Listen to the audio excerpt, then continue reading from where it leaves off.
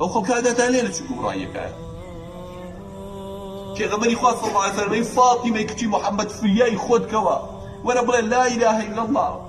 وەرە خوا پەرستە قەسەم بەخوا ئینی لا ئوغنی عنکی من الله شەیئا باوکە هیچ فریاد ناکەوێت لە ڕۆژی قیامەتە فاتیمەی کچی محەممەد فریای خۆتکەوە بەو پارچە گۆشتی عەلەیهی سەلام بەو پارچە جگەرەی خۆی خۆشەویستەی خۆی ئاوای ئەوت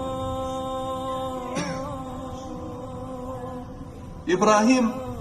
خوای گەورە مژدەی پێدا زۆرە پاڕایەوە خوای گەورە پێوە ئینی جاعیلوکە للناسی ئیمامە ئیبراهیم تۆکەم بە ئیمام و پێشەوا سەرکردەی و خەڵکە قال ومن ذريتي خوای گەر ئەولاکانی شوونەوەکانی وا بێ قال لا ينال عهد الظالمين پێوەی ظالم بێ کوڕی تۆش بێ من دۆستی من نییە وا نەزانی بڵێ وەڵا ئەمیش بەتەمایە بە 50 کوژەچێتەوە سەر پێغەمبەر صلی الله علیه و سلم جاگەر ڕاستیشکا کە نازانێت کە توێ شەجەری بخوێنەوە وەڵا ئێمە شێخی نوێژمان لەسەر نییە